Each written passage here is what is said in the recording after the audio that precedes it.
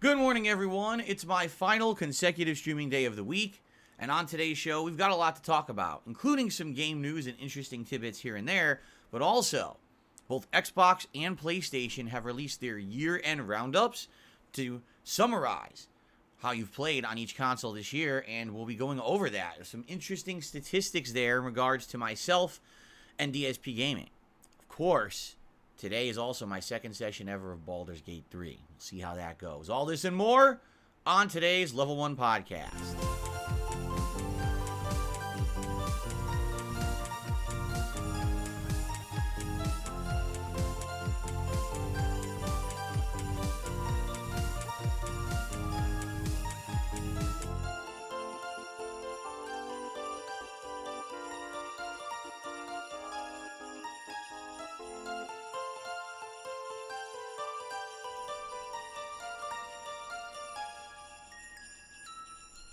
Alrighty, everybody. So, what is going on? Phil here. Welcome to the show. Today is Wednesday, the 13th of December, 2023.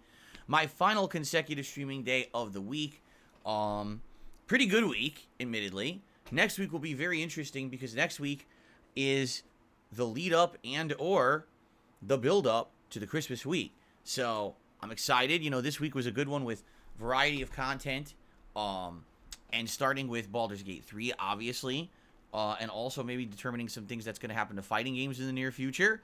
Continuing on with other awesome chill playthroughs and the like. So a good week overall, and I'm excited for the final day today. It should be a good mix. My hair, look at this piece of hair. It won't obey. Very rude. So season's greetings, of course, and I hope that you're all doing well. Remember that tomorrow is my day off from streaming, my one day off a week, where I run a million errands. We actually have more appointments and things that we need to do tomorrow. We're literally hoping to just get it all done fast because we want a relaxing day. We haven't had one in several weeks. Looks like maybe next week will be more like that, but it's just going to be wild, and I am ready for it, okay? But in the meantime, we still got today, which is a doozy of a day, which I'm excited for. Before we get to today, just so you guys know, yesterday was not a super crazy day. Actually, yesterday was a good break after the zaniness that was Monday, because on Monday we had the premiere of Baldur's Gate 3 and all that came with it, plus a very hectic, stressful, sadly, I would say, disappointing night of Street Fighter 6. And so after all of that stress and stuff, it was very nice yesterday to have a normal day. We did a RoboCop Rogue City on the first stream, and Like a Dragon Gaiden on the late stream. And between the two streams, it was very relaxing. We had good progress in each game. Both side content and story elements advanced. Lots of interaction with the chat. It was a good day for that, you know. But today, we're back on track with Baldur's Gate 3, which obviously it's going to be interesting to see how the day 2 goes. Because here's the thing. With all the hype behind this game and everyone asking me to play it for 4 months, and then finally on Monday I got around to it, we had record views. Like, I actually looked at my statistics for this year, and I think overall I had more viewers at one time on Monday than any stream I did all year. But at the same time, I had more viewers overall on other streams. Like, for example, the day when we had the situation with the Comcast internet. When the person who was working for Comcast was a troll and he kept turning my internet off during the stream.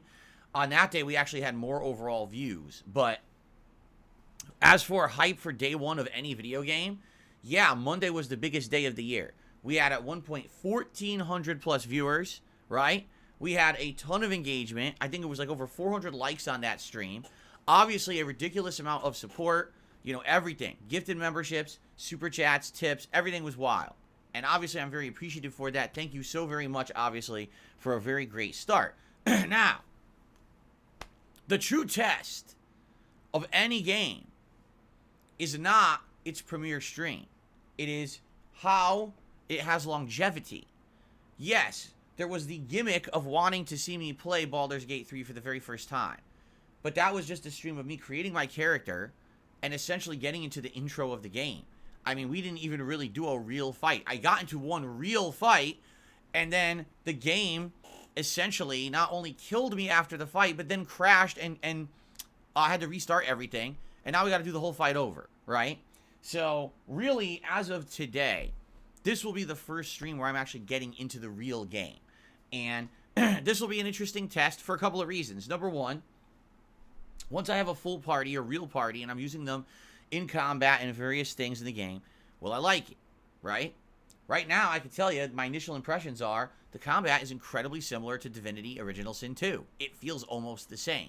Yeah, there's a few other things in there that make it variably different, but it doesn't feel like a totally new game. It feels like that same exact formula, just with an IP attached to it in Dungeons & Dragons. So, we'll see. Will the game differentiate itself enough to really feel like it's a standout for me? Or is this really just going to feel like, okay, I'm playing Divinity 2 with a skin and some variations? I'll tell you this, though. I like the graphics. I like the cutscenes. You know what I mean? Like, that's all good stuff. It's high production value. Much higher production value than Divinity was. That's a good thing. But, you know, am I going to learn enough about the game to really enjoy it and be able to coast with it? Will people help me to understand the game, which I'm probably going to need, right? We'll see. We'll see how it goes. Now, the other test, very simply, is will people actually show up, engage, and support this game past its premiere? Because the gimmick of seeing me play Game of the Year after resisting playing it for 4 months is over already. We already saw me play it for 3 hours. Those initial videos are out, and people have seen them if they wanted to see them. For 2 days, they've been live. And now, will people come back? That is the true question. Because here's the thing. That's kind of what happens with certain games. And in particular with a game like this, being that it's a lengthy, drawn-out, slow-paced, turn-based RPG. I know for a fact that typically these kind of games do not resonate with my audience, and that's a shame because I love them. Like, I love turn-based RPGs. I've played so many of them over the years. I grew up playing them in the 1990s. I absolutely had so much fun with RPGs in my lifetime. They're definitely one of my favorite genres. But every time that I play an RPG, I always see declined viewership, declined engagement, and declined support, and people saying, oh, it's just not interesting. It is definitely a disconnect between myself and my core audience where not everyone likes RPGs. Luckily, that's not the entire audience. There is a group of my viewers that do like RPGs just like me. It's just a smaller group. So traditionally, playing a game like this, you know what I'm saying? It's a question of, will people actually show up, or will they just say, hey, I love the game, tuned into your premiere stream, and now all of a sudden, dramatic drop-off, right? Do you really think we're going to get 1,400 viewers today? Already, take a look at today's podcast. Right now, we're at 400 viewers. We had over 1,000 for Monday. Why? I was just talking about topics and things that had nothing to do with Baldur's Gate. But people were so hyped for Baldur's Gate, we had over 1,000 viewers that day, right? So I'm very curious to see. Now, here's the thing again. I'm not asking for that. I'm not demanding anything. I don't have quotas. I don't have a checklist. We must have this. We must have this. We must have this. I'm not doing that. I judge game playthroughs based on a certain criteria. Number one, am I enjoying the game? Or at least am I in a situation where I feel like I'm making progress towards understanding and learning it better that I will eventually enjoy it? Okay, that's number one.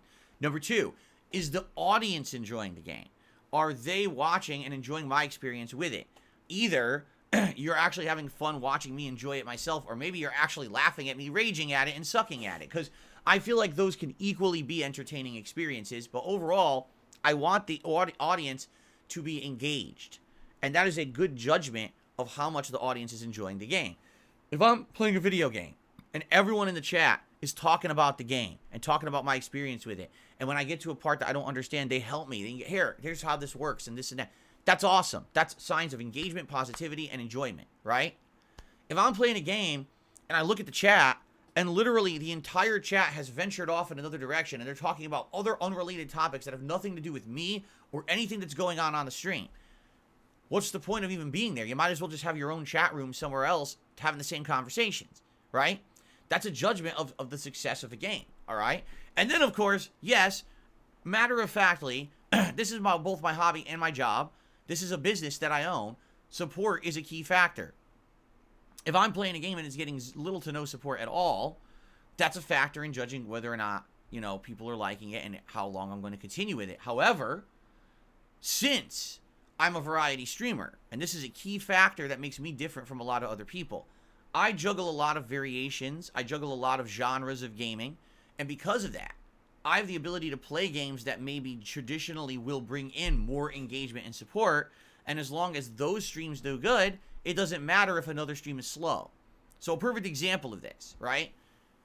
Yesterday, I played Like a Dragon Gaiden. This is a game that I absolutely love. I call it my late night chill stream. Why? Because this game has so much side content in it and a lot of open world roaming and combat that I can interact with my audience a ton. We can have fun conversations. We can relax. It's not a serious playthrough where it's always narrative-based progress. I absolutely love the Like a Dragon games. They're very relaxing for me. They basically break up all my other content. All right? However, that being said, it doesn't really get much support. Just being honest, it doesn't. It's a very slow stream in that regard. But because my other streams do well, they balance everything out, and they allow me then to enjoy a game like that. You see what I'm saying? So there's all these factors that come into play. I'm very curious to see how Baldur's Gate 3 will do. All right?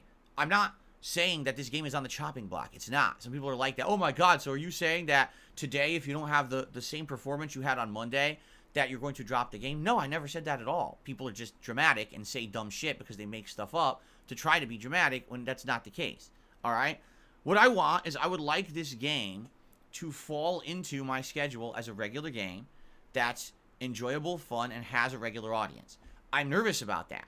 Why? Because I played Divinity Original Sin 2, and it's a very similar situation to this, where people had asked me to try Divinity for like a year, all right? And after listening to everyone's demands, because that's exactly what it was, everyone was demanding, play this game, play this game, play this game. All right, fine, we'll play the game. I played it, and at first, there was interest, and then after like a week, the interest waned, but I kept playing it, and then after like 2 weeks, people started asking me, wow, this game really isn't, your cup of tea. It's not very entertaining to watch you play.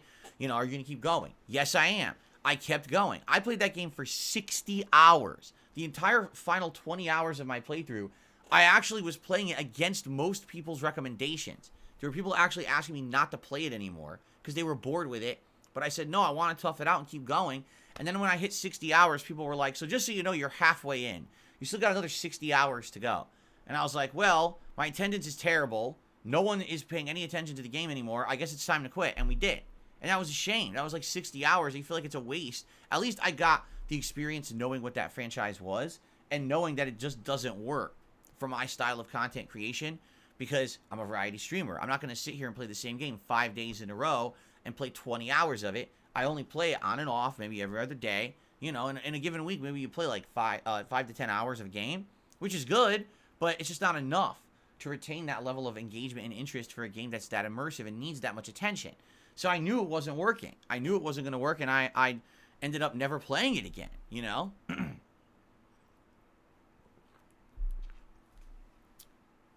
So already seeing how Divinity has happened, right, how that worked, I am very skeptical about Baldur's Gate 2. But again, I want you to understand that I'm absolutely not going to be judging this game unfairly. I'm going to approach it with a positive attitude, just like I did that first stream. I just want to see how it does. I want to see if it's good. So far, it's all right. I'm not in love with it, but I don't hate it. I like certain things about it. All right, we'll see as I continue on. I feel like the learning curve for me is learning all the nuances, right? If you want to light something on fire, you have to target the floor. If you want to do this, you got to do it this way and that way. This is how this works. This is how this stat works. This is, you know what I mean? It's going to take a while. It's a lot of learning to figure that stuff out because it is a different style of game that I'm just not used to. Once I get used to those things, maybe it'll be more smooth and more interesting and feel more organic. Right now, I absolutely feel like I'm just completely absorbed. Just to give you some perspective here, all right? Since Monday's stream of Baldur's Gate 3, there's been dozens of people who've left comments on the videos adding information in about the game, the combat, the lore. I've had multiple people sending me DMs, emails, everything about this game. I'm like, whoa, whoa, whoa, whoa. I played 3 hours. The intro. I'm in the intro, right? You're bombarding me with, like, decades of knowledge about D&D and stuff, and I get it. People are excited. I like that. That is the essence of engagement, is that people are excited to see me, for the first time ever, jump into this universe, okay? I like that people are that excited for it. But at the same time, man, that's like it's information overload. And I hope people understand that no, just because you sent me a bunch of stuff or you made a post and a comment on my video, I'm not going to absorb all of that immediately. It's going to be a slow process of learning the game over the course of several streams, with you guys interacting and engaging with me during said streams, while I also maintain everything else around here. Like I said, I'm not just playing Baldur's Gate 3. I'm also still playing RoboCop. I'm still playing Like a Dragon Gaiden. I'm still playing fighting games. I'm still playing Modern Warfare 3. I still have a React show to do. I still have holiday stuff that I'm working on and planning. I still got my life behind the scenes. My life is not Baldur's Gate 3 right now. But for a lot of people, it seems like that's exactly how this is. When you're playing Baldur's Gate 3, that's life for you for like a month. No, not for me.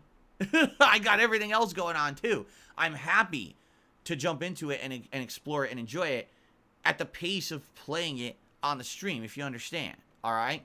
Just like yesterday, you know, when I addressed the elephant in the room, that people were yelling at me that I didn't change my entire schedule to just keep playing Baldur's Gate 3 because the first stream did so well. And I was like, that's not how you maintain a successful business or following on the internet. Just because something is popular today doesn't mean it's going to be popular tomorrow.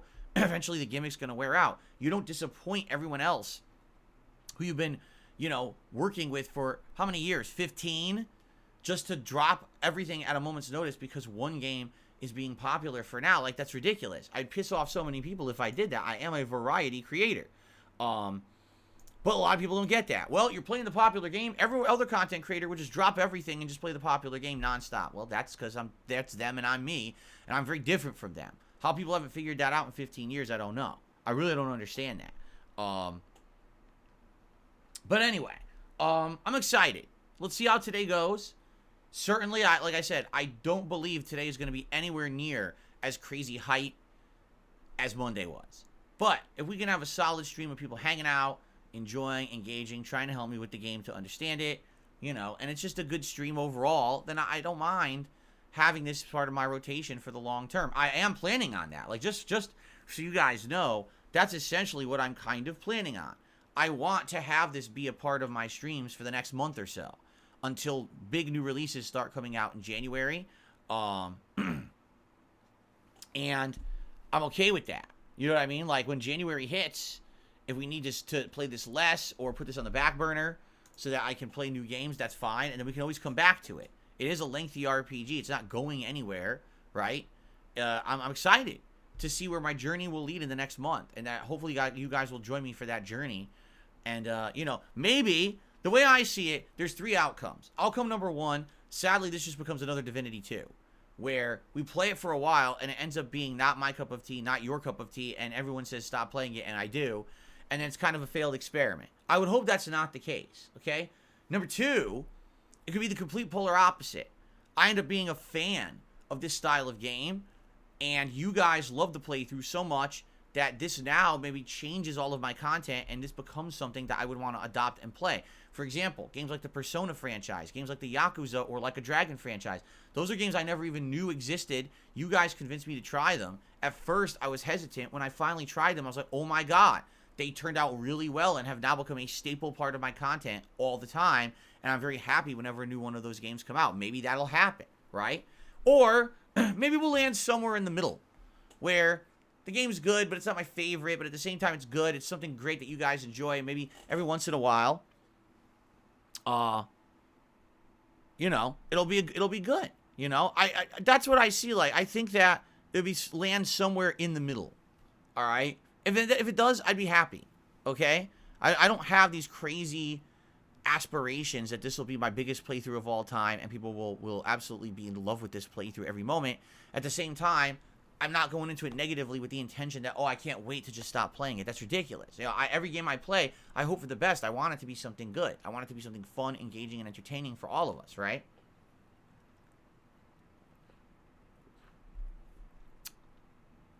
So, and by the way, I don't get it. I'm trying to be as reasonable and matter of fact with people, and there's people complaining in the chat, so just leave.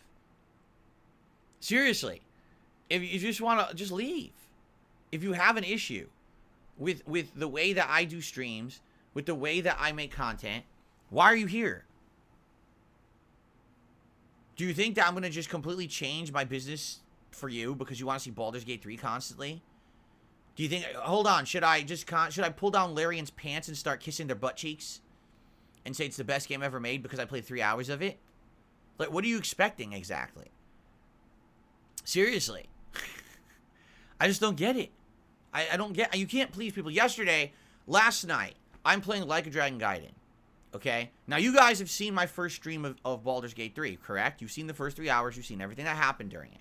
I thought it was a pretty good stream. I thought it was funny. That ending was hilarious, right? The comedy of errors, the game crashing. It was really funny. Someone tipped me $5. And then during the tip, here's what they said. I'm not kidding you. Just listen to this. All right? I'm not going to read it word for word, but I'm going to paraphrase. So I just want you to let you know, I'm a new viewer that came by to watch your Baldur's Gate 3 playthrough. Well, I feel like you're treating the game unfairly because you're treating it very differently and to a higher standard than all other games that you play. Therefore, I just wanted to let you know I appreciate your first stream, so here's a $5 tip, but you've lost a viewer. Goodbye. Anywhere in my first stream did I judge the game unfairly? Did I ever say, wow, this game's unfair, this game sucks, this game is terrible, this, you know, what is he talking about? Or she, I don't know, it was an anonymous tip. What the hell are they talking about? But you understand, like, seriously, just because I didn't decide to drop everything to play Baldur's Gate 3 nonstop, I guess that pisses people off. So because I operate a business, a successful business of variety, and I decided to add Baldur's Gate 3 into that schedule per your big requests. I've listened to them for 4 months and finally said now's the time it fits in.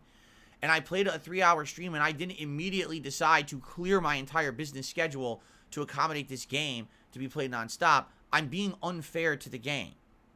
No, what I think it is that there's just too many people who are so obsessed with this game that they just don't understand that other people aren't like them.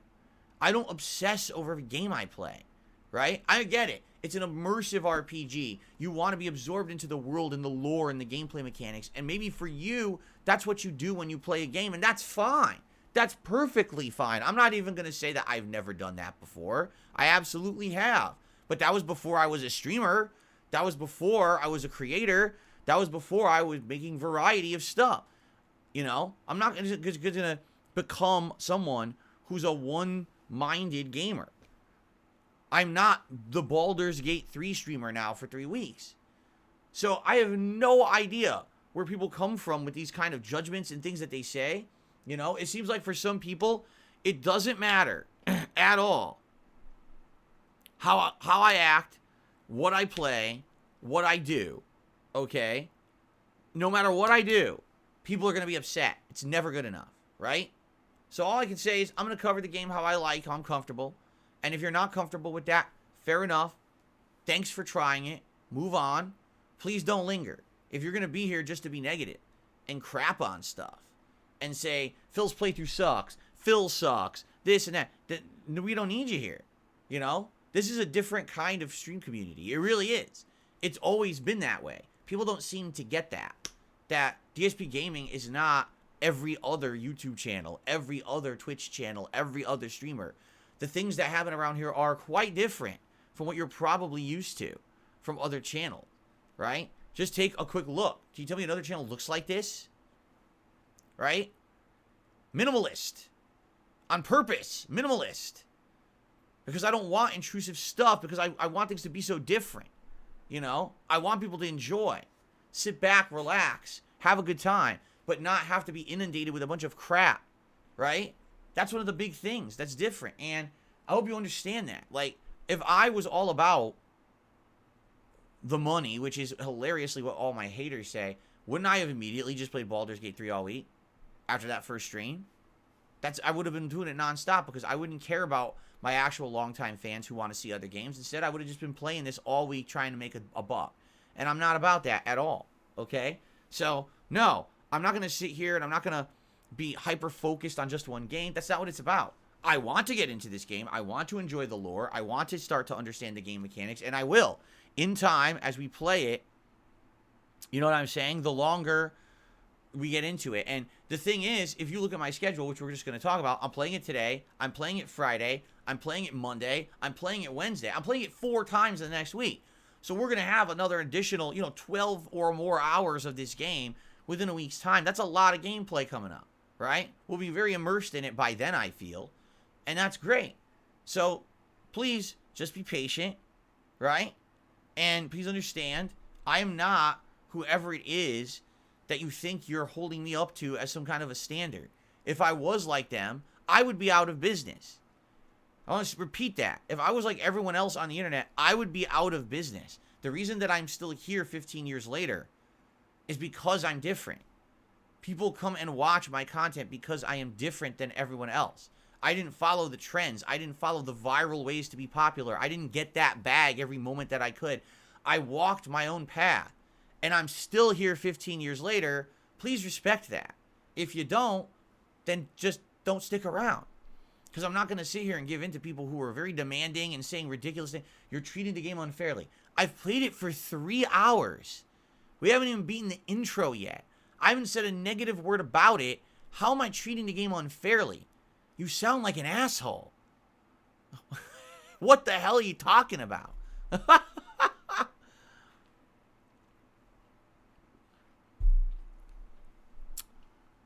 Okay, I'm going to open my window now because it's getting very stuffy in here. I had to close it because there were landscapers going by. They're probably going to come back, but I do need some fresh air, so bear with me for a second.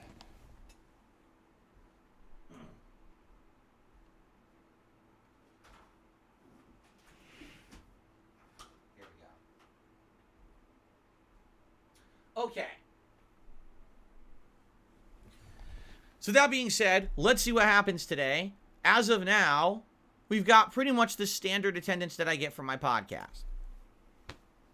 So I'm not complaining. Let's see how it goes, okay? Hopefully you guys will stick around when I begin with the game. So, yes, more Baldur's Gate 3 today on the first stream. I'm excited for it. And then tonight on the late stream, we're going to be doing some Call of Duty Modern Warfare 3. However, I don't know what we're doing. I've been asking you guys all week what you would be more interested in. And I haven't really gotten much feedback. So the options are we could do standard multiplayer, which would be team deathmatch, kill confirm, domination, maybe some free-for-all. The game has 2 new maps that they've added. We've only seen one of them so far, Greece, and only once. We didn't even see the other one that's called Meat or whatever. Or we could do Battle Royale Warzone, which I've played 2 sessions of so far. Last time around when I played Warzone, my God, I did so good. I actually got 3rd place. I arguably should have done better, because I was standing directly in front of someone with my gun to their forehead, shooting bullets into their face, and the game said, oh, no, he shot you first. Even though on my screen, I clearly headshotted the guy about 10 times. The game didn't care because the connection sucks and gave him the kill. So, we'll see. We shall absolutely see what happens tonight on that stream. It seems like right now, people seem to want to see more Warzone. They want more Warzone Battle Royale, okay? All right, fair enough. I'm down for that. I like the Battle Royale because we get a chance to kind of interact and talk a little bit while I play it. So we'll see how that goes. All right, maybe we'll do that tonight. Cool. All right, and then I'm off from streaming tomorrow, as I've already explained. Tomorrow's my day off. I have a million things to do tomorrow. Another insanely busy day. Grocery shopping, appointments, running errands, all kinds of crazy stuff. I'll be out and about all day long in that crazy holiday traffic. It's going to suck, but what can you do? Hopefully I can get home on the earlier side, and then my wife and I can have some time to relax together, which would be nice. So we'll hope for the best. And then on Friday, when I return back, it'll be more Baldur's Gate 3 on the daytime stream. And then Friday night's late stream will be Friday Night Fights, where we're going to basically give Street Fighter 6 a last hurrah chance. What do I mean by that? Well, basically what's happened in Street Fighter 6 is the following. I pick a character. I start learning that character. I start doing well with said character. So I play in casual matches. Then I go to ranked. I start playing ranked matches. I start to level up. I start to get even better. I start to win, get win streaks, do well. And then essentially what eventually happens is I rank up to the point where you hit what's called master level in the game. Master level is that when you hit this level, you cannot be demoted anymore. You're just stuck up there at this upper echelon of players.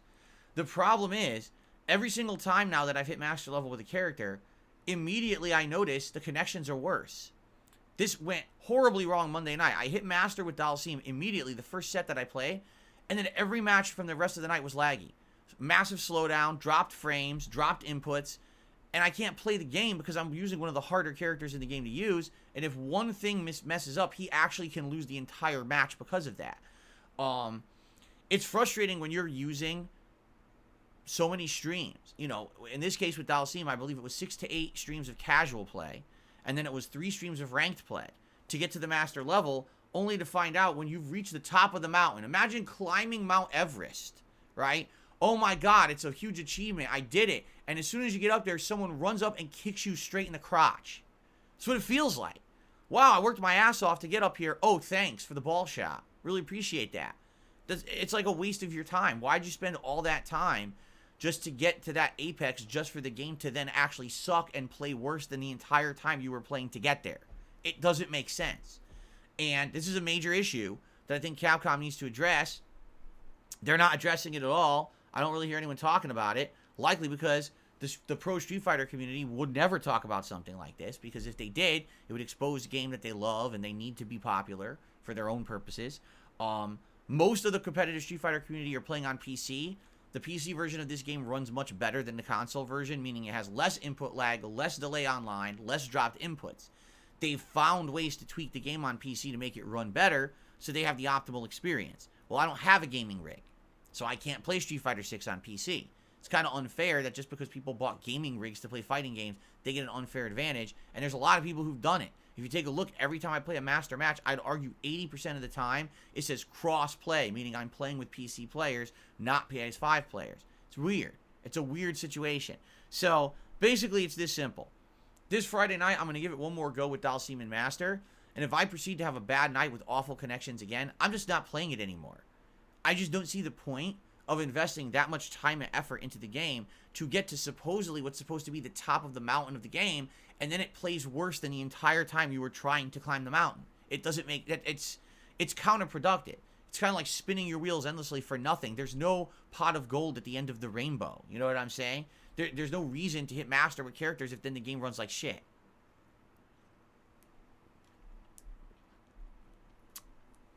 So, we shall see what happens on Friday night. Now, there's some good news, alright?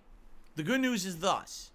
If it goes horribly on Friday night, and I need a break for Street Fighter 6, which very much might happen, we have other options for fighting games. This is not the end of fighting games in my content. I have a mini PC that was gifted to me over the summer, and so far I've played one thing on it, Chrono Trigger, alright? What people have suggested, and I really want to do, is set that up to work with Fightcade. Fightcade is an online emulation suite and online multiplayer client that allows you to play classic fighting games against people all over the world with an internet connection for free.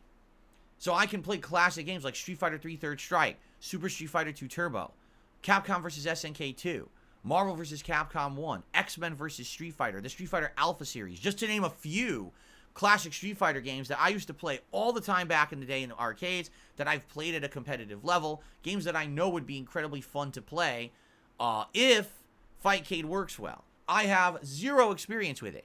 I've never used it before. I used its predecessor back in the mid-2000s. Okay? There was predecessors to Fightcade. And I don't know if Fightcade's better, worse, or whatever from 20 years ago. I won't know till I give it a shot. Alright? So I want to give it an honest try and see. If I go on there and it's just a bunch of people who macroed the shit out of the games and are fucking cheating, then I'm probably never going to play it again. I hope that's not the case. I would hope that there's some legit people on there who are good and you can play and enjoy and have a good time. And it's not... Also, another thing that you have to wonder, is it just a bunch of tryhards? What does that mean? People who literally just sit around playing Fightcade all day, So every person you play is a master level player, and you can't even learn because they just sat there for endlessly for 20 years playing these fucking games at a competitive level. So literally on fight, they just insta-kill you. Like, well, you hope not. You hope that it's aficionados of fighting games, people who like these games, who over the years wanted to play them. And there really have been no viable ways to play these on console. I've tried them all. Street Fighter 30th Anniversary Collection, lags to shit, runs at the wrong speeds. Capcom Fighting Collection, no one bought it, so it literally had no player base, right? So, I mean, there's never been no way to viably play these. This would be cool if it is. You know, playing games from my youth that I used to play in tournaments, and I used to fucking go to arcades and grind out every week would be really cool. So we'll see what happens. If that's what it is, maybe we'll do it over the next week. Like, if Friday night really sucks, then I'm okay with trying to get that mini PC set up so we can do classic fighting games sooner rather than later and get them into the rotation. So let's see what happens. Keep in mind, coming up in January, we got Tekken 8. So when Tekken 8 comes out, that's probably going to take over for fighting games anyway. We'll see. We'll see what happens. All right? Okay. Now, over the course of the next week, we will have a balance. Baldur's Gate 3 and RoboCop will be the balanced games for the day streams. Okay? Street Fighter 6 and Like a Dragon Gaiden will be the night streams. Although, might be the last stream for Street Fighter 6. If that's the case, we'll have a little bit of maybe a Call of Duty thrown in there. And maybe we'll start up with Fightcade. So we'll see how that goes. Okay? Now, there's a few other special things coming up that I just want to remind everyone of. All right, number one, Christmas event. My Christmas annual marathon is going to be on Saturday, the 23rd of December. So 10 days. Holy crap, time is flying by, isn't it? I can't believe we're less than 2 weeks to Christmas at this point, okay? So on Saturday, the 23rd, all day long, here on DSP Gaming, I'll be doing a fun holiday marathon. I'll be dressed up in festive holiday attire and changing outfits during the course of the day. I'll be drinking probably some, eggnog or some whiskey, something like that. We'll see. I'll get some festive stuff a few days before to have during the event. A few holiday-themed things. First of all, we're going to do a schedule update. And what that means is I'm going to go through all of the game releases coming out between now and, like, the whole first half of 2024. And I'm going to pick the games specifically that I'm interested in playing. All right? So you'll know what games are coming up here on DSP Gaming, arguably for the first half of next year. In addition, we're going to do a fun holiday tier maker where we're going to rank movies and holiday specials against each other. What is the ultimate of holiday fun and what is kind of crappy, even though people still talk about it? Is it really not worth watching? We're going to do a little ranking there. In addition, games. There will be 2 to 3 games played on this marathon. 1 game will be selected by the channel members, and 1 game will be selected by everyone. All right? If you're a channel member right now, go to the members tab here on DSP Gaming, right on the main channel page. There was a thread that I posted up a week or 2 ago where you can nominate a game to be played for this event. The most nominated game by members will be played. Now, I haven't looked at those nominations. I know Baldur's Gate 3 was the one that was winning, but guess what? I'm playing Baldur's Gate 3, so that's kind of a moot point. Instead, I'm curious what the other game will be now that members will select. Now, if you're not a member, or if you're a member but you also want to get in on the open nominations, type !Christmas into the chat, and the link will pop up, and you can click right on it, and that will take you to the open thread in which you can post up your nominations for the games to be played during the event. And I'm going to look at the most nominated games and do a quick poll, probably a day or 2 before the marathon for you guys to vote on. And whatever wins the poll will be played, and maybe second place will be like the backup game. We'll see. But we're going to play a couple of different games, at least, during the marathon event, as per the members and everyone else's nominations and voting. All right? So it's going to be fun. Plus, there's going to be food. I'm going to get some food we're going to eat together. Feasting with Phil, I call it. And maybe even like a holiday treat at the end. So it's going to be a great event on the 23rd. If you can make it, please join. That'd be awesome if you could come by and hang out with me on the 23rd all day long. Now, on the 24th, Christmas Eve, I'm only doing 1 stream, and it's actually going to be my usual react show, a clip show where I react to all kinds of stuff from over the internet. But I'm sure it's going to be holiday themed. It'll be fun to do that, but that's the only thing I'm doing on Christmas Eve. I won't be here on Christmas Day. Christmas Day, I'm taking off officially. It's my 1 day a year. I don't work. I actually don't have to stream. I don't have to do errands. I just spend time with my family. I look forward to it every year. It's so nice. So that's my holiday plans coming up. But there is one other special event you should be made aware of. It's my Viewer's Choice Best of 2023 Countdown. Every year, I do what I call my year-end series. It's my Game of the Year awards, my most disappointing games of the year countdown, and also this year I'm doing a new one, the Viewer's Choice event, What I want you to do is to nominate your favorite playthrough of 2023. And the funny part about that is it may not necessarily be one of the best games. Maybe there was a multiplayer game you really liked, or maybe there was a throwback playthrough that I did that you really liked, or maybe I'm playing a game right now that maybe won't even make it into my game awards, but you really like that playthrough and you want to nominate that one, right? So, type exclamation point best of 2023 into the chat, and that will bring up a link where you can nominate your favorite playthroughs. Please do so. That poll, or excuse me, that thread will run till around the end of the month, and then it will turn into a poll you guys will vote on, and that'll be our countdown for your favorite playthroughs of the year. I can't wait to see what you guys thought was the best stuff that I did this year, okay? So all that's going on right now. Please check it out.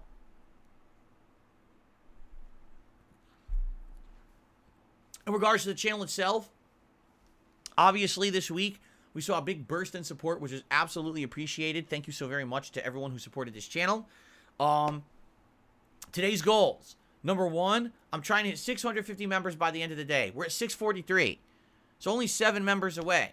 Memberships are great. You get so many benefits being a member of this channel. Tons of emotes. You can talk unlimited in the chat without any slow mode limitations. You get a cool chat crown badge to show how long you've been a member. You get access to these special privileges for events, like the ability to nominate this special game for the Christmas event, and so on. Please consider becoming a member today if you like the content, or 'tis the season, as they say. Perhaps you'd like to consider gifting a membership to your fellow viewer. That is available on the channel, and we have many people around here who I'm sure would be very appreciative of receiving a gifted membership, so please consider it. The other goal that I have for today is to hit the tier 1 tips goal of 50 bucks by the end of this stream. My goal is to try to hit that every stream. We certainly far exceeded that on Monday's Baldur's Gate 3 stream, to say the least. So let's see how today goes, and if that pattern continues, or if it was just a one-time thing as a gimmick to see me play this game, and now it dies down, right? We'll find out. Okay, it's time now to jump into the 2 topics that I want to talk about for today's show. The first is some game news, and the second are my roundups for Xbox and PlayStation. So, ladies and gentlemen, it's time for my favorite segment. It's time for your favorite segment. It's time for everyone's favorite segment here on the show. It is time for DSP News, which apparently I don't have snow. I never set it up. So we have no snow for DSP News. Okay, a few quick news stories. First of all, hold on. That's not what I wanted. There we go. Tekken 8 is coming out with a demo tomorrow. Yes, tomorrow. But it's only on PlayStation. If you are playing either on Xbox or Steam, their demo is coming out on December 21st, a week later. Okay? So you might say, Tekken 8 demo? That sounds interesting. Well, what's included? Well, not exactly maybe what you were expecting.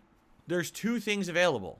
Number 1, it is a preview of what they're going to call their story mode. It's called The Dark Awakens, and it is the first chapter of the story mode. Okay? So essentially, probably, a little bit, maybe half an hour maybe, of gameplay, just a taste of what the story mode will be. And it also features a local versus fighting mode. So there you go. So you might say, oh, wait a minute. It's a fighting game, and it's going to have chapter 1 of the story mode and a local versus mode. There seems to be something missing from the demo. Yes, it's called online play.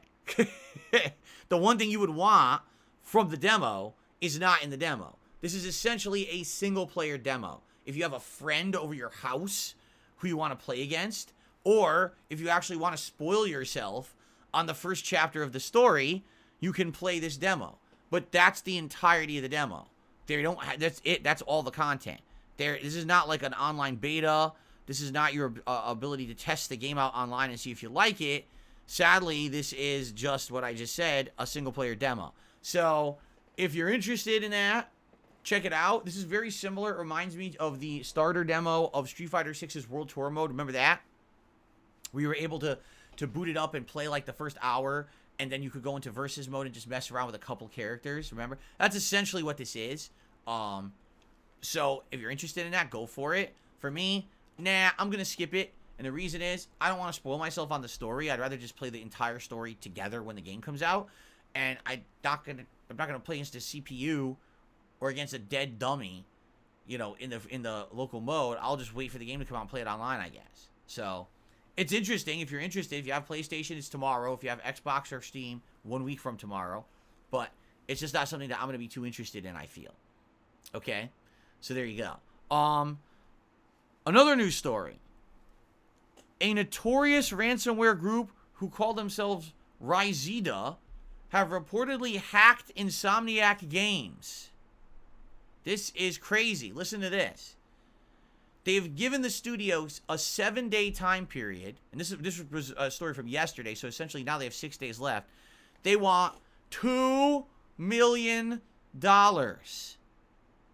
If they do not receive $2 million, they're saying not only are they going to leak all of the information and assets regarding the upcoming Wolverine video game, they also are going to leak all of their employees' personal info onto the internet.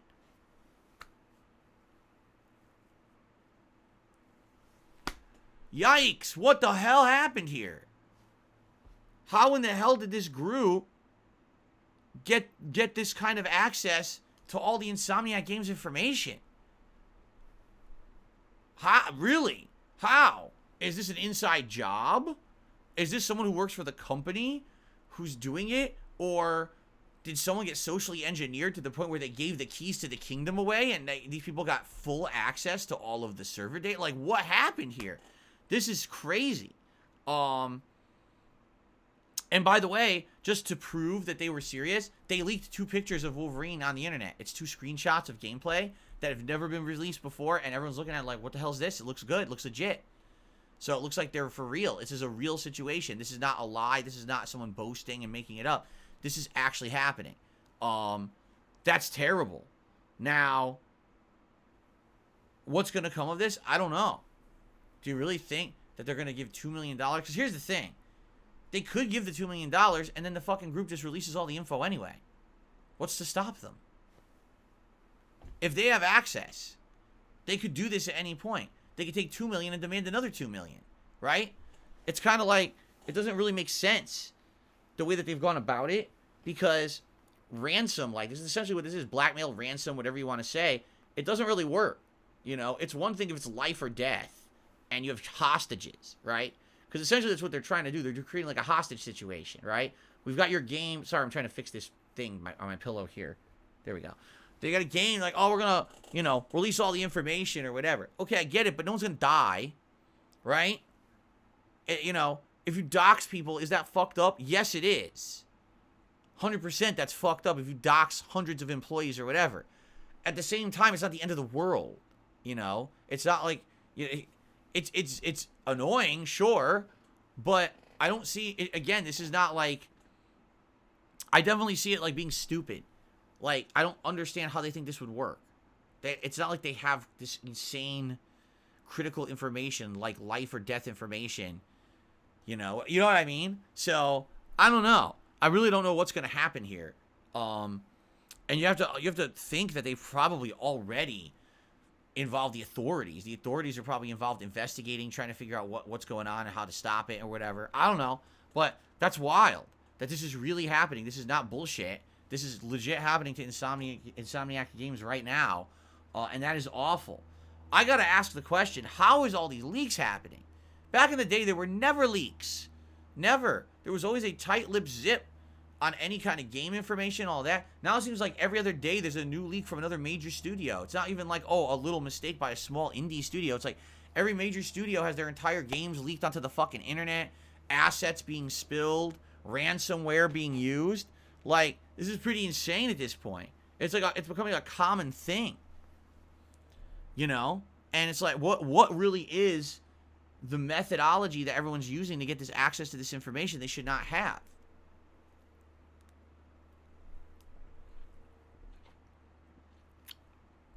I don't know. I'm not a hacker, and I certainly don't know how these companies set up their infrastructures. So I have no idea where these security problems are. But Jesus, we've got to plug these leaks, right? I mean, this is wild at this point. Every company now seems to be affected. It's insane.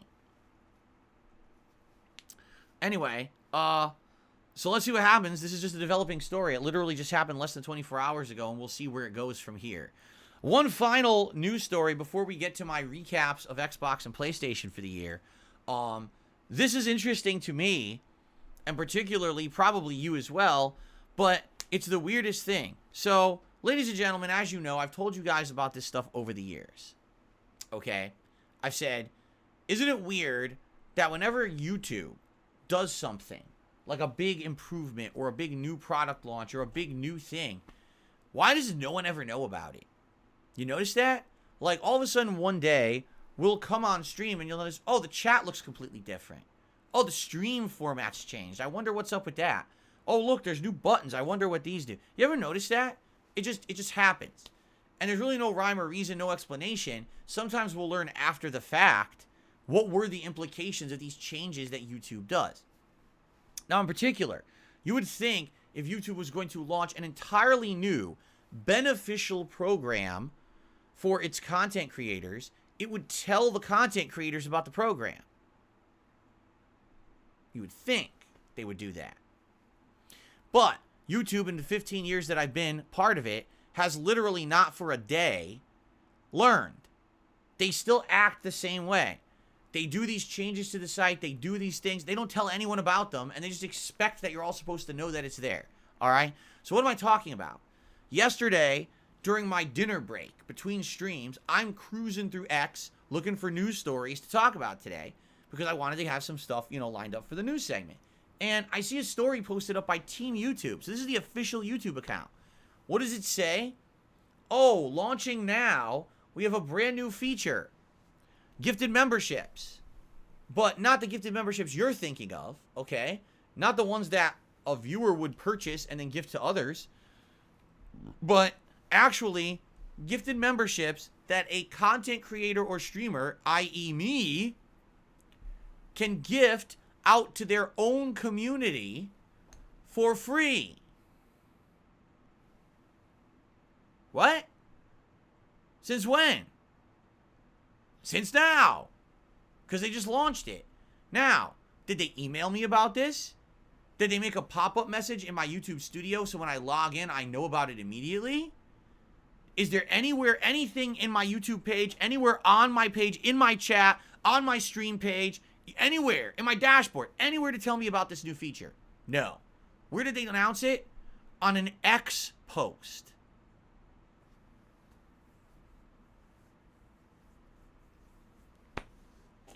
Okay, what am I talking about? I'll tell you what I'm talking about. As of last night, this new feature was launched, okay? Every month, moving forward, I have the ability to gift 10 free memberships to my community.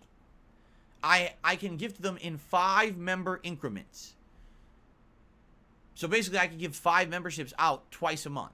And then after every month, it resets, and I have the ability to gift out another 10 memberships to the community. Okay? And the way it works is it's randomized, much like if you were to purchase some memberships and gift them to the community. I can't pick and choose who I give these to. YouTube has criteria that it judges. So the amount that you view the stream, the amount that you engage the stream, meaning you talk in the chat, if you leave comments on videos, if you like streams, if you like videos, that's a factor. And I also believe previous membership is also, like, if you already had a previous membership and it lapsed, then you're more eligible. Like, basically, YouTube has this algorithm that it uses to determine eligibility for a gifted membership. Also, I guess if you're on a brand account, they're not eligible. Don't ask me what a brand account is. I still don't understand it to this day. Most people don't. Okay? So, basically, all this stuff going on. By the way, I literally just noticed that, this is the wrong color. We're supposed to be red. Oh, it's a little late for it now. Oh, well. This is the last news story. Anyway, so this is cool, all right? But, just so you know, 2 critical things. Number 1, this is a one-time, 1-month-long membership. It's not a recurring membership. It doesn't auto-renew. It doesn't give you any special features or anything because you got it. It's just kind of like having a normal membership for a month. And number 2, I don't benefit from it. it's not like, oh, it's 10 free memberships that I get paid for. I don't get paid for these memberships. Essentially, they're kind of phantom memberships.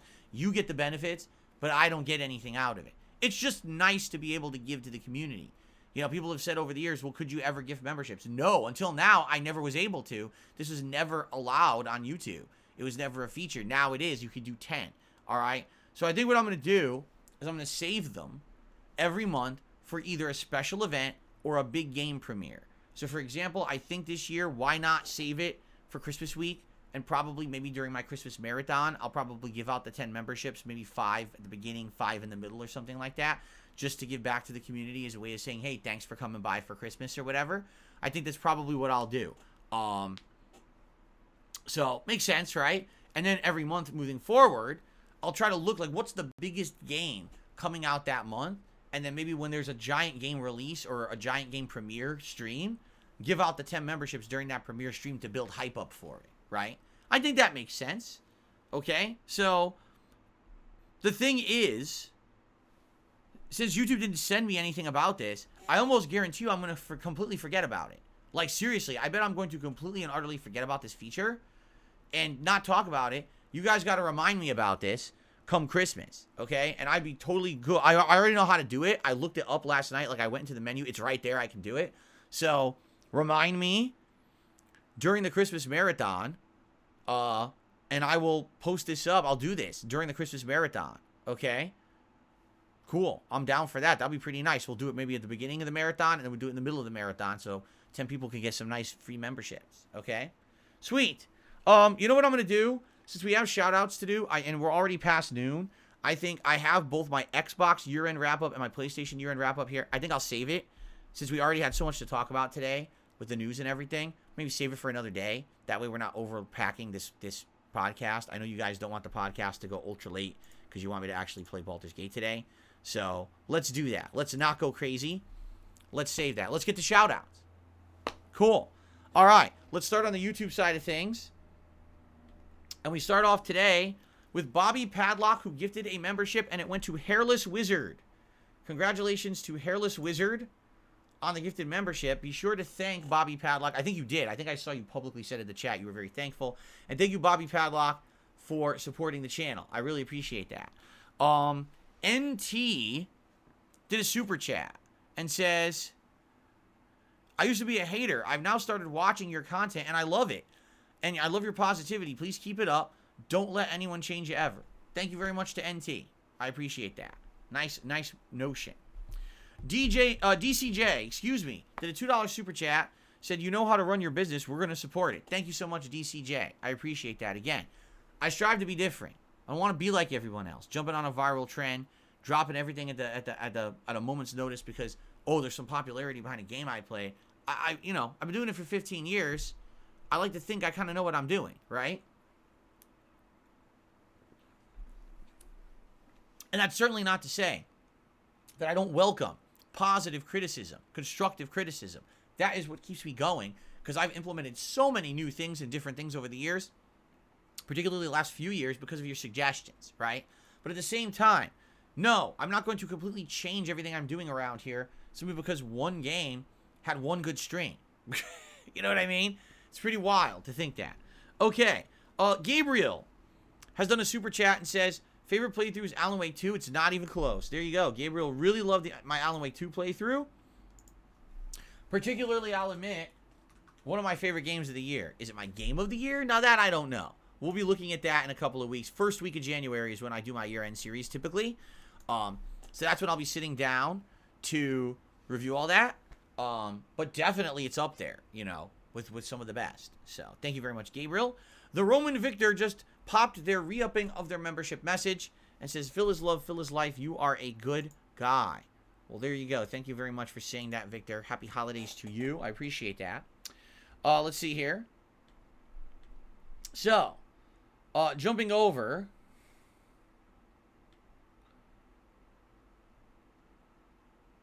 So, okay. So someone has tipped me $1.01 and says, I want to let you know about this God of War Valhalla DLC. It came out and it is around 5 hours long. Hold on a second here. So it's about 5 hours long. you can try to fit it in, and there is some good story elements to it. So there you go. For what I'm going to understand, it's just kind of like an addendum story, almost like an epilogue to God of War Ragnarok. It adds a few little story elements. It's not anything crazy. Like, you could literally just read the story elements in 5 minutes and you don't have to play it. But if you liked God of War Ragnarok, it's nice that it was a free DLC with a ton of content. And a lot of people, a ton of combat is what I meant to say. And basically, from what I've heard, it's very challenging. Like, it's basically like you had to have played Ragnarok and be good at the combat to do good at this DLC. Which, I don't know. I'm kind of skeptical because, listen, I like God of War Ragnarok a lot. Obviously. Right? I mean, you saw how I ranked it last year in my Game of the Year awards, right? So, obviously, I liked it. But, at the same time, it's been a year since I played it. Do I really want to remember and relearn the entire combat engine of this game to play it for 5 hours, get a couple new story elements, and then have to drop it for several years till the next game comes out? It's a nice holiday surprise, because it's free, and you should never look the gift horse in the mouth. But at the same time, I'm not too crazy about jumping into it. You know what I mean? Especially with all the other stuff I've already got in my schedule. Oh, now play this too, which doesn't really matter. I'm like, nah, I don't know. We'll think about it. Maybe we'll get to it eventually, but I'm not too crazy to jump into it. Okay? Okay. I received another dollar tip. The Day Before has gotten a 1 out of 10 from IGN. I'm surprised that people are even bothering to review it because essentially everyone knows it's an unfinished game. We talked about this the other day. It's an unfinished game. It was a scam. It was sold as an asset flip. They acted like it had all these features. It doesn't have any of them. And immediately once they started selling the game, they closed the studio. So the whole thing was a scam to begin with. I don't even know why they bothered reviewing it. Right? I think everyone knew it was going to suck. I received another dollar tip. What is the plan for Tekken 8 in January? We invest a lot of time into it, similar to how Street Fighter was. See, here's the thing, and here's the difference. With Street Fighter, I have an insane amount of prerequisite qualified knowledge because I have played competitive Street Fighter for a large portion of my life, growing up in arcades playing it, then adopting to being a console player. You know, arguably 15 years of my life I was playing it at a high level. And then, of course, playing fighting games over the course of the last 15 years I've been a YouTuber. Despite the fact that that wasn't competitive, that's still a lot of qualified gameplay there, right? There's the difference between that and with Tekken. With Tekken, when I was younger, I played it in arcades. I actually owned Tekken 1, 2, 3, 4 on console and played a lot of it. But basically in the 2000s, I fell off and stopped playing it. And there were many iterations there. I played Tekken 6, Tekken 7. But I was never good at them. I mean, Tekken 7, I actually did try. I tried to learn, what was that character's name? Like Lily or something? Along with my staple characters of like Paul, Phoenix, and King. I tried hard to get good at the game. But I just didn't. What happened is I played it to the point where I hit a wall. And here's what I mean by that. In any fighting game, you can learn the basics. And you can learn basic strategies, basic combos, basic execution. But then you're going to hit a wall. And that wall is the competitive play wall, where if you're going to get past this wall and get better, to keep going upwards, you have to study, you have to practice, you have to grind, you have to lab, meaning sit in training mode and practice. You have to do a lot of time investment, okay? With Street Fighter 6, I did the time investment. Not only did I play the game a lot, I was watching videos online. If it was a Blanca stream the next day, I literally would watch an hour of Blanca videos the night before, absorbing tech by watching these videos and trying to execute those things that I saw in the videos the next day in my gameplay. And I improved every time that I played by doing that. Okay? Now, that's a lot of investment, but the thing is, the reason I was able to do that is because I understand Street Fighter. Okay? With regards to Tekken, I've missed out on essentially 10 to 15 years of competitive play mechanics. I don't really understand the whole ground bounce mechanic and how to perfectly time things so characters will bounce and do a juggle combo. I don't really understand how to land a perfect, what do they call it? A just frame perfect reversal so that it creates a juggle state. I don't get the wall bounce mechanics. I don't get them because I haven't played this game at a competitive level in so long. All these mechanics were introduced and became part of the master level of the game, and I missed them. Okay? So if I were to get good at Tekken, I would need to invest an incredible amount of time and effort, not only learning the game at a basic level, not only learning individual character knowledge of each character, but then actually trying to learn all these mechanics that I missed out on. It would take a tremendous amount of effort and time. The other factor here is I don't even know how the game's going to perform online, right? Right now, Street Fighter 6 is the best, and even that's not good once you hit Master. It sucks. So can you imagine now trying to play Tekken online if the connections aren't as good? For a game that I already don't know a lot of the gameplay mechanics or understand them, and now the game is also going to lag, it's like, how am I going to play that, right? So here's the thing. I'm not against playing Tekken, trying to learn Tekken, and get better at the game. And I feel like, unlike all the other times that I've tried to play Tekken, there will readily be information about this game all over the internet. There'll be tutorial videos, there'll be explanation videos, there will be individual gameplay videos for each character. So for example, like I said, I like Paul Phoenix, I like King.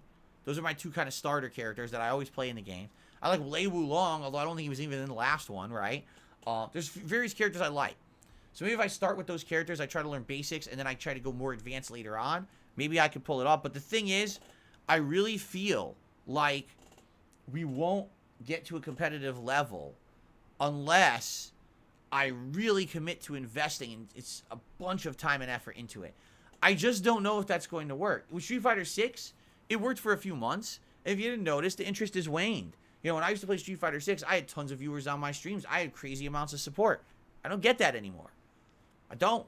You know, it's kind of like just a variety stream I do now on the regular, but I don't have that kind of hype around it anymore. Even though I play well, I'm at master level with 4 characters, right? I don't know. Like, I like fighting games, but I really do feel like what's happened is because I stayed away from fighting games at any kind of a major capacity for a while there, I lost that audience. That audience that used to come and watch me play fighting games and want me to get competitive and enjoy, they're just not around anymore. There's some people, don't get me wrong, but I don't know. And you got to remember, like, for example, those early months that I was playing Street Fighter 6, we had people coming by just for that. We had the Jax Raxers, the Game Trekkers, who were coming by and supporting every Street Fighter 6 stream. Are we going to get anyone like that for Tekken? I don't know. I just don't know. So I'm going to get it. No matter what, I'm getting Tekken 8. Okay? I just don't know to what extent I'm going to invest time and effort into. We'll have to see. Let's see what happens when it comes out. I'm definitely playing the story mode. I'll definitely take some of the characters into the training mode, online play, try to learn the game's basics and stuff. But I don't know past that how much further we're going to get. I'll tell you this, the game's gorgeous. It always has been. I love the graphics of Tekken and everything, so I can't wait to see it play and how it's going to look and everything. But I guess we'll have to judge once it comes out.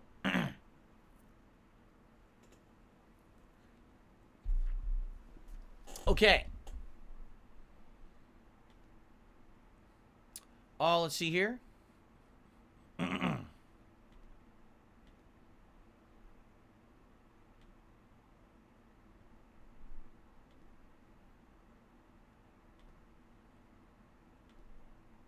Okay. I have received a $20 tip from 1 Minute Man. He says, I'm hoping for some progress in the game today. Yes, me too. You know, today, that first stream, there was no progress. It was all the intro, right? And so, I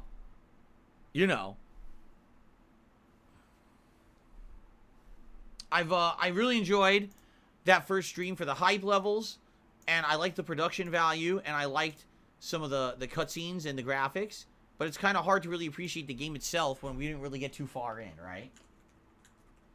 Today, we'll see how far in I get, and we'll go from there. All right? So, thank you very much, 1 Minute Man. First major tip of the day. Gets us up to $23 in tips. So, reminder, guys, my goals for today, number 1, to hit 650 members, and number 2, to hit $50 in tips on each of my individual streams out of the 2 I'm doing. Right now, we're about halfway to that first goal, which is great. All right, so I'm just curious. So we have 650 people on the stream right now. So, as you can see, that's a pretty big sharp drop off from when I played it on Monday. It's still a good amount. I'm happy that all of you were here for Baldur's Gate 3. I hope you'll stick around because the podcast will be done in a few minutes here, and we'll jump into the game and get into the meat of it. We have to redo that fight again that I did at the end of the last stream. So hopefully you will stick around. But yeah, we'll see what happens during the course of today's stream. Hopefully the engagement the support, the viewership will stay good, and this will be a playthrough that I can play long term. I would like that, but we'll see how it goes. Okay, so now we have a few extra minutes. All right. No, I did not have 1,000 people 20 minutes ago. You're a complete liar. Thanks for lying. In fact, just get out of here now. I love people who are going to completely lie.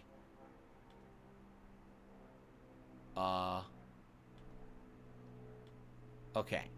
So,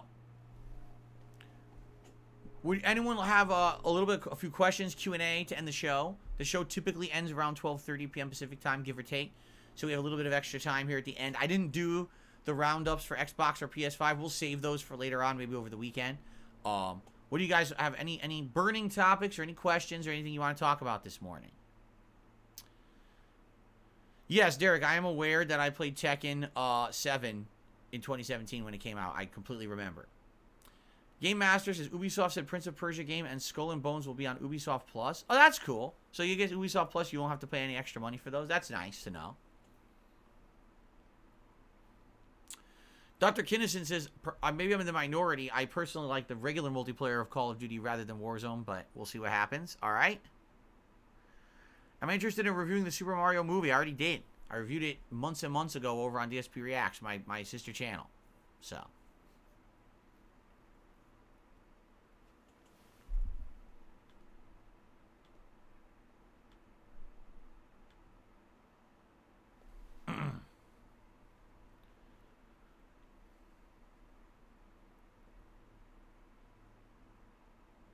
Am I keeping ads on the streams now, or am I still testing them?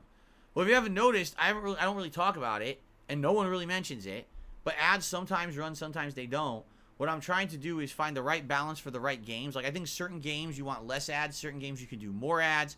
I like the fact that I have control over it, so if an ad's about to pop up, it's a really bad time, I can stop it, and I've done that a bunch. Like, if I'm in the middle of, I'm heading into a boss fight in a game, cancel the ad. I don't want an ad being intrusive now when we're heading into a big part. You're in a big story cutscene. Cancel the ad. I'm about to say something really important on the podcast. Cancel that ad. I like that I have that control. Basically, I'm working on it. I don't feel like we've hit the perfect stride for this stuff yet. Okay? I don't. I feel like I need to find out what games work for more or less ads. Some games maybe no ads. Some games can take way more ads. You know what I mean? This is something that's going to be a big process. Plus, YouTube might be maybe refining it over time as well, which I want to mess with that too. In general, I put medium. What that means is it's not like too many, but it's not that many, right? It's like, from what I'm to understand, I think if you put it on minimal ads, it'll only play an ad like once an hour or something like that. If you put it on medium, I think it plays an ad like every 30 minutes. And then if you put it on like crazy overload, it just does whatever it wants. Like, no lie, I think it just plays ads whenever it feels like it. At any moment, it could be an ad. So, like, I'll be here and I'll look and all of a sudden say ad. Like, oh shit, what, an ad already? And so I'll cancel it, you know. So, I'm trying to stay on top of it and figure it out. All right? And, you know, for now, what people have basically said is they're okay with me monetizing my streams as long as it's not insanely intrusive. So unless I get complaints that it's insanely intrusive, I'm just going to keep it on in some limited capacity. I won't go crazy every stream or anything like that. But I'll do my best to try to make it more balanced. And, you know, for example, a late night chill stream where I only have like 150 people, I don't think I'll be having insane amounts of ads. It doesn't really make sense. Right? So we'll see. We'll see how it goes. But yeah, in general, they are on, but I change it every stream to test different things to see what works and what doesn't. Okay? The good news is people are not complaining about it, which is good. I was nervous people would complain about it, and literally no one's been complaining about it, so obviously it must not be that bad. The other thing is, I think most people use ad blocker anyway. No? Probably most of you do, so you probably don't even know what I'm talking about.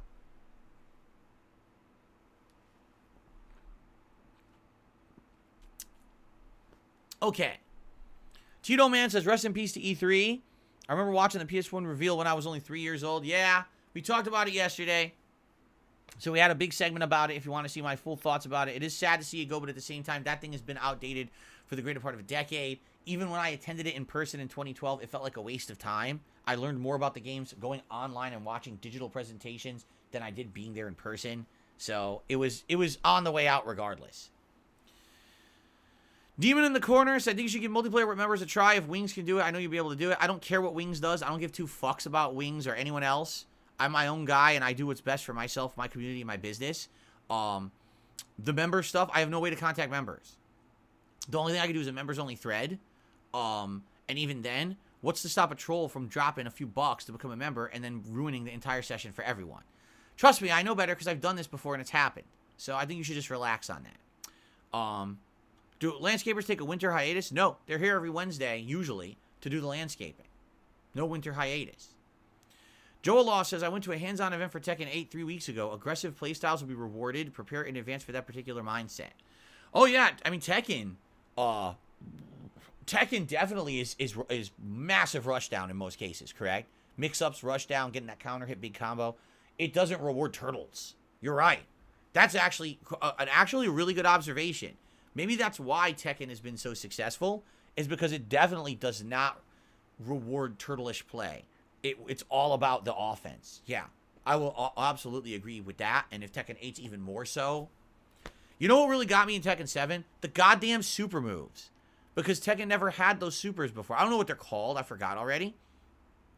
Whatever those super moves are, I just kept forgetting they were in the game. Because they were new. So every time I played, I'd be winning the match, and then someone would hit me with a super move, and I'd be like, oh, no. It's so hard. When you've played a game for so long, but you're not necessarily playing the game competitively, but you just play it, and it always seems similar in the gameplay. And then they add a new element, and it totally threw me for a loop. And it totally, like, destroyed me. I just couldn't handle it. I couldn't handle the supers. They just crushed me. So I wonder, is there another new element they added to Tekken 8 that's going to throw me for a loop this time? I wonder. Okay. Rage Art is what they were called. Okay, Rage Art. They kicked my ass. I will openly, wholeheartedly admit that, yes, the Rage Art completely killed me, destroyed me, whooped my butt when I played Tekken 7. I just was not ready for that crap. It destroyed me. Let's see here. Andy says, instead of having people comment for their best game of the year, could you make it a poll? There will be a poll. What it is you guys are nominating now in that thread for your favorite playthrough of the year. Then, I'm going to look at the games that were most nominated, and that's going to be a poll. That's how it's going to work. Derek, I'm glad to hear you enjoyed the Scrooge review. Last night, I released my third holiday movie review of the season. First, it was National Lampoon's Christmas Vacation. Then it was Gremlins. Last night, I reviewed Scrooged, the 1988 take on A Christmas Carol starring Bill Murray.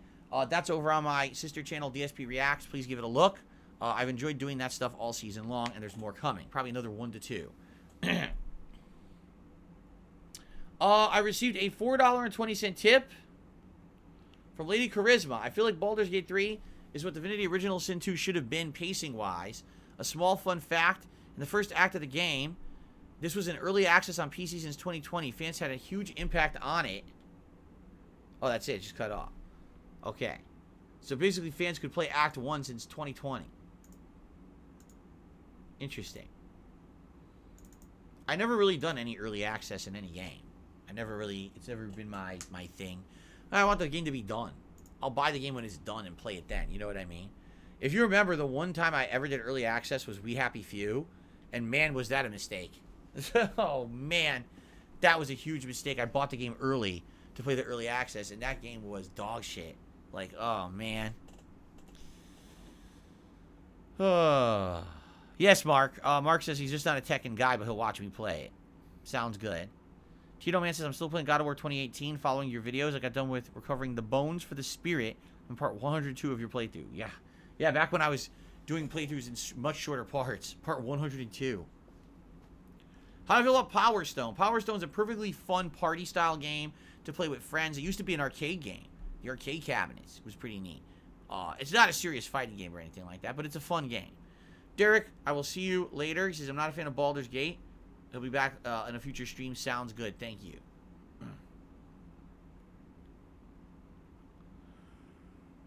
Oy. Oh, boy. Yes, it was on Dreamcast. That is correct. Dreamcast truly was the first home console where you could get ports of games that were incredibly close to the arcade And all the Capcom games, like the fighting games or whatever, had really good ports that were close to the arcade versions. So like Marvel vs. Capcom 2, Street Fighter 3 Third Strike, Power Stone, all that era ported very well. Also, Crazy Taxi was a really good one. I mean, it's not a Capcom game, but it was a really good port where it played very similarly to the arcade. Oh, we do not have a Christmas tree, but we have a lot of Christmas decorations downstairs in the living room area. But we don't have a formal Christmas tree, mostly because we have a cat. Can't really have a Christmas tree with the cat. The cat goes in the tree. So.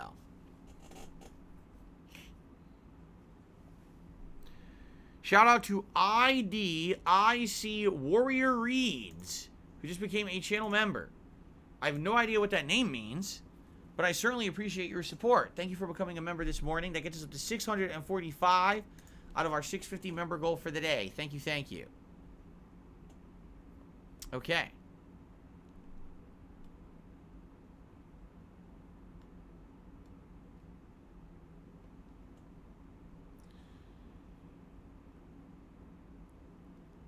Oh my goodness. Let's see.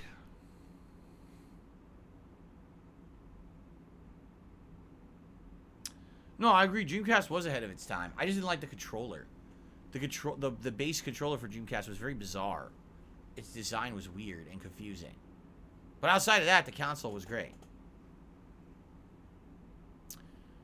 Game Master says he ordered a copy of Mario 3D All-Stars for the Switch. Nintendo has delisted it.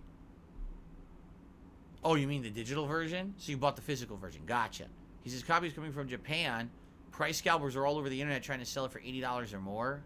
Yeah, and it's just going to get worse. I've heard that that's happening. Like, for example, you remember last summer, not this summer, but the summer before last year, we cleaned out my closet. Anyone remember that?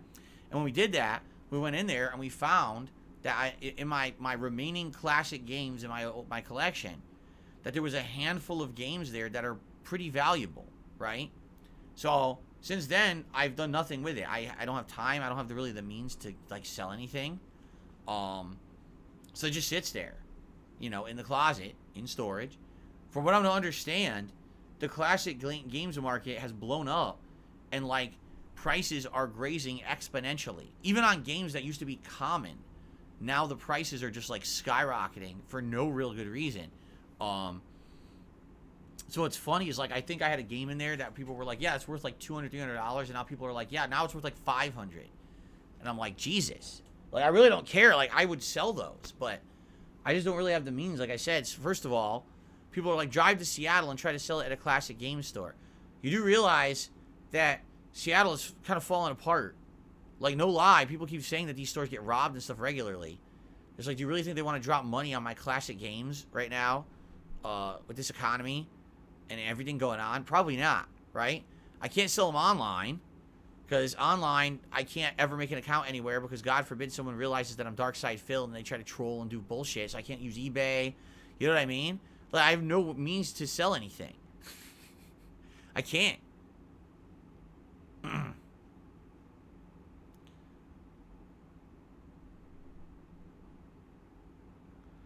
IDIC Warrior Reed says, I've actually been a silent viewer of yours since 2008 when you were just doing this on a couch. Actually, in 2008, I was not doing this on a couch. In 2008, I was doing this from behind the camera. I never appeared in front of the camera.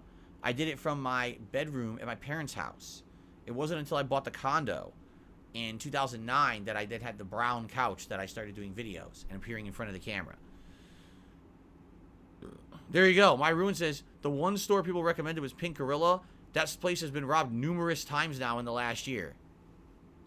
The funny part is people think I'm exaggerating. I'm not. It's bad out here. Crime has exponentially increased, and no one wants to go to Seattle for anything. The businesses are trying to leave or close, and it's a shame. Like, it used to be an amazing, touristy, amazing area, and now most people just don't want to go to Seattle anymore. The whole place is falling apart.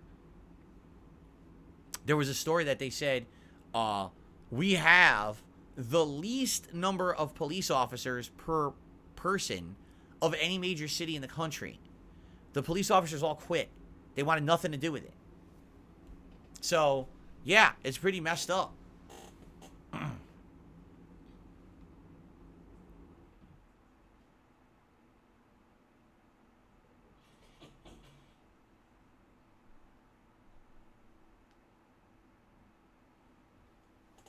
Oh, there's racism in chat. Okay, I can't see it because it looks like I'm in top chat. Hold on. Let me find who you guys are talking about.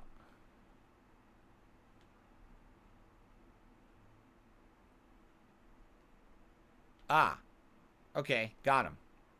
I couldn't see it. Got him. Cool, thank you for telling me.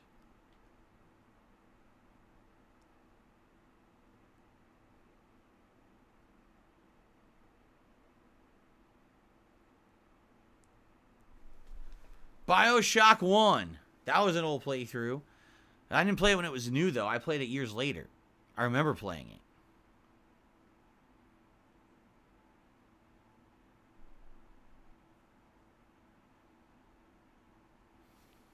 Okay.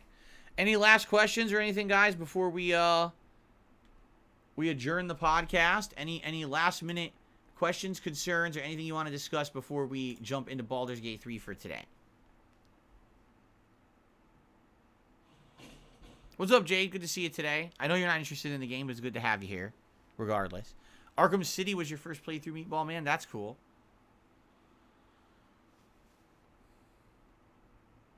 I think the Pink Gorilla security footage proves your point, but whatever.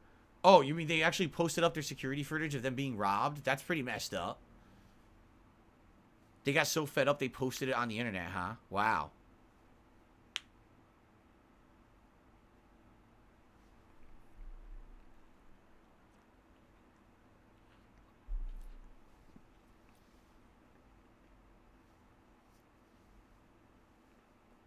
I've never played a Time Splitters game, no. Heard of it, don't know, never played it. No, I'm not playing Lego Fortnite. You can stop asking me. It's a waste of time.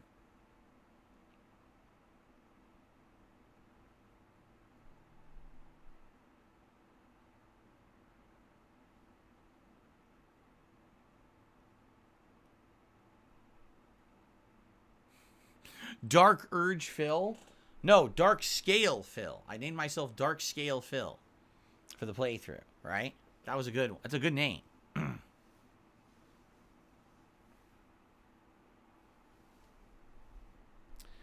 Okay. I received a very generous contribution from Dame Aylin. $40. Excuse me. $40 tip just came in. From Dame Aylin. We'll see what they have to say in a second here.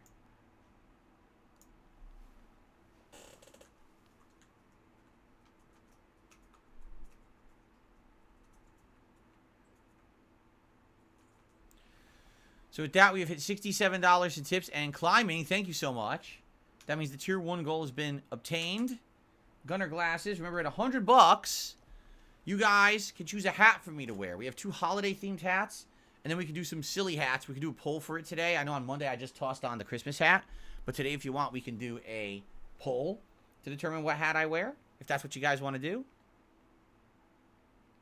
So, Dame Aylin says, "Hi, Phil. You will notice Shadowheart misses a lot. She has terrible base stats. She's a good character. She has one of the most interesting backstories, but she's kind of useless until you can actually respec her." Wow, what a great character, huh? All right. Well, thank you for telling me. And we'll see. We'll see what happens as we continue to play. I always love useless characters in my party. Those are my favorite ones. Very good.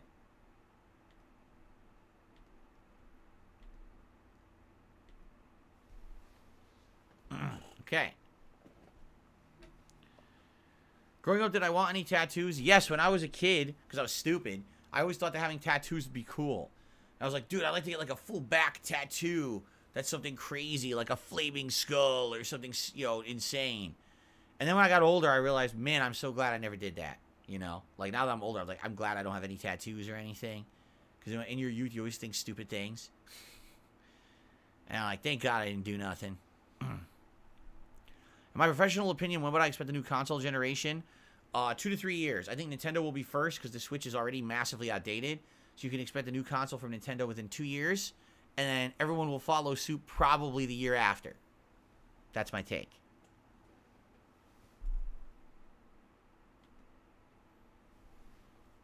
You guess I probably own an SNES. What about the OG NES? I have both, but I don't think they work anymore. I have both an SNES and a regular Model 1 NES in my collection here, but they're very old and they probably don't work. So. Okay. Are we good? Have I answered everyone's questions? All concerns addressed? Are we ready to get set up and begin here? You know, we'll take a brief break for me to use the restroom, but that's about it, and then we'll jump right into Baldur's Gate 3. We have to redo that fight that got screwed up last time. Yes, many people have said talked about Hat in Time over the years. I'm aware of the game.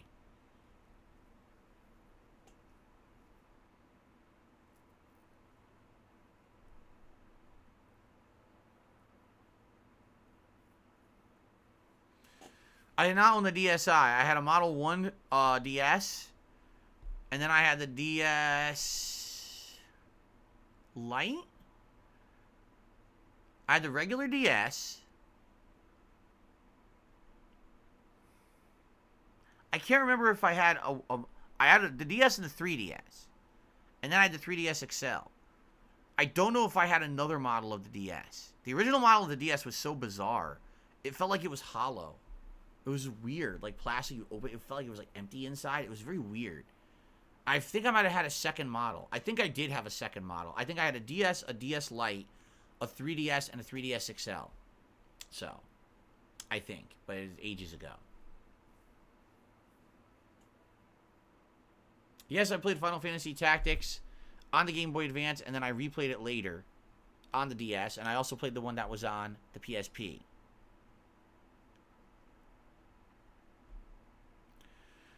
I got a $1 tip and someone says you're already making pre-excuses about Tekken 8. No, I'm not. Who's making excuses about Tekken 8? Whatever. Thanks for the $1 tip. I don't even want to waste time. Every time I see something ridiculous, I'm just going to say, whatever, thanks. Moving on. Not arguing. Not wasting time. I don't have time to lose. All right. All right. I think it's time to adjourn the show. Thank you guys for a great podcast. I hope you enjoyed. Remember, tomorrow's my day off, so I'll not be here tomorrow, but I shall return to all of you on Friday. We will have a Phil's Day Off segment where I will talk all about my antics on my day off. In addition, I'm sure there'll be game news and other things, and perhaps we will be talking about my year-end wrap-ups on Xbox and PlayStation. We'll see. But in the meantime, stay warm. Happy holidays. Thanks for a great show, and I will see you all very soon.